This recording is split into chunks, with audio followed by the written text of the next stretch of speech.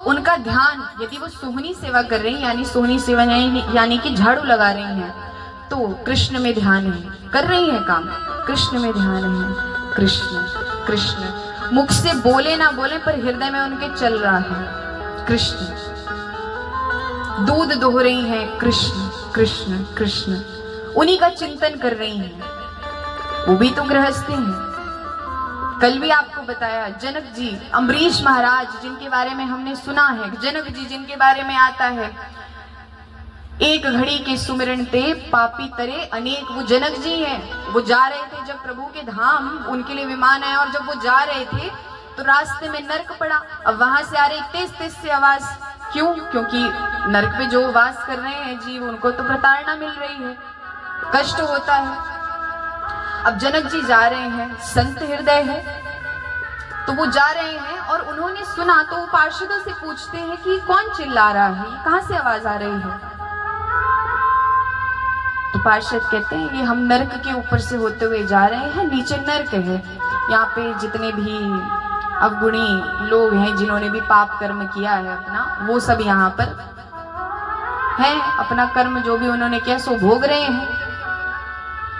अब उनके मन में, उनके हृदय में दया आ गई। कहते इनका उद्धार कैसे होगा? कहते उद्धार कैसे होगा? पूरा जितना जैसे उन्होंने दुष्कर्म किए वो सबका भोग तो उनको भोगना पड़ेगा। पहले भोगेंगे, उसके बाद देखा जाएगा कि भैया किस योनि में इनको जन्म देना है, फिर वो योनि मिलेगी, मनुष्य देह मिलेगी, ऐसा नहीं है। कुत्ता बिल्ली कीड़ा कुछ तो बनेंगे नरक का भोग भोग करके। अब जनक जी के मन में और भाव आ गया, और करुणा भाव आ गया, क्योंकि संत हृदय नवनीत समाना। उन्होंने बोला इनका उद्धार किससे होगा? भजन से होगा। कहते हाँ भजन से होगा, पर अभी यहाँ पे बैठ के थोड़ी भजन करेंगे। भजन करने के लिए तो उन्हें पृथ्वी लोक पर जाना पड़ेगा, और मनुष्य देह इनको मिलनी चाहिए। मनुष्य देह में आकर के ये भजन करेंगे, सत्संग सुनेंगे, कीर्तन करेंगे। तो कहते हैं अच्छा, तो क्या इनका उद्धार मेरे भजन के प्रताप से हो सकता है, जितना मैंने अपने जीवन में किया? तो पार्षद कहते हैं जी हो सकता है। क्या आप अपना भजन देना चाहते हैं इन्हें? मत दीजिए, इन्होंने तो बहुत पाप किया है। इनके पास समय था, इनको तो बार बार आकर के संत महात्मा भी समझाते थे। आप सभी को बताएं, कोई कितना भी नास्तिक व्यक्ति हो जो भगवान को नहीं मानता, लेकिन एक ना एक बार जीवन में प्रभु उसके ऊपर कृपा करते हैं, उसका किसी ना किसी ऐसे व्यक्ति से भेंट करवाएंगे जो भगवान से प्रेम करता है, भजनानंदी है, किसी संत से भेंट करवाएंगे, जरूर करवाते हैं क्योंकि कृपा निधान है। लेकिन व्यक्ति जो है वो समझता नहीं, मूढ़ है, अज्ञानी है। तो पार्षद कहते हैं इनको तो बहुत समझाने का प्रयास किया, संत महात्माओं ने समझे नहीं है, तो छोड़ो इनका, रहने दीजिए, आप अपना भजन क्यों देंगे इनको? जनक जी कहते हैं नहीं, आप ऐसा करिए, जितना मैंने अपने जीवन में भजन किया है सबका पुण्य इन सभी को दे दीजिए और इनको यहाँ से मुक्त करिए।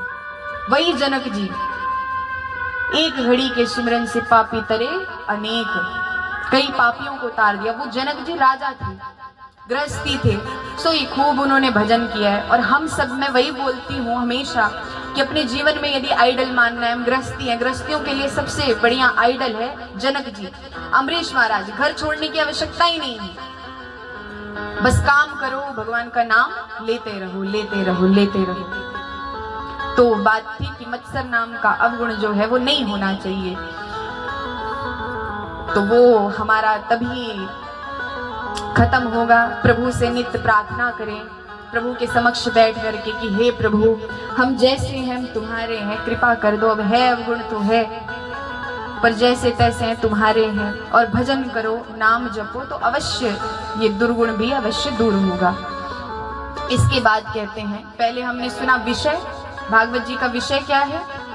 क्या है विषय?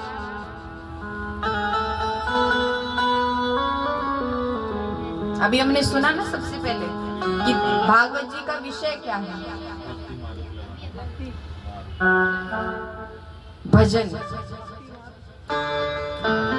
परम धर्म पे अग्रसर होना, परम धर्म पे अग्रसर करवाते हैं श्रीमद् भागवत जी।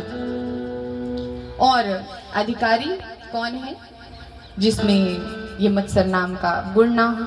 अधिकारी के बारे में बताया। इसके बाद बोला संबंध, कि हमें यदि भागवत जी हम श्रवण कर रहे हैं तो हम यहाँ पर आए तो हम अपना संबंध प्रभु से कुछ बनाएं, क्योंकि भगवान को भगवान की तरह मानेंगे सो हम बोलेंगे इनको क्या जरूरत है प्रेम करने की, या भगवान से हम फिर फॉर्मेलिटी का एक रिश्ता निभाएंगे। यदि हम उनसे कोई वैसा संबंध जोड़ेंगे जैसे कोई पुत्र माने, कोई भाई माने, कोई पति माने, मीरा बाई जी तो पति मानती हैं,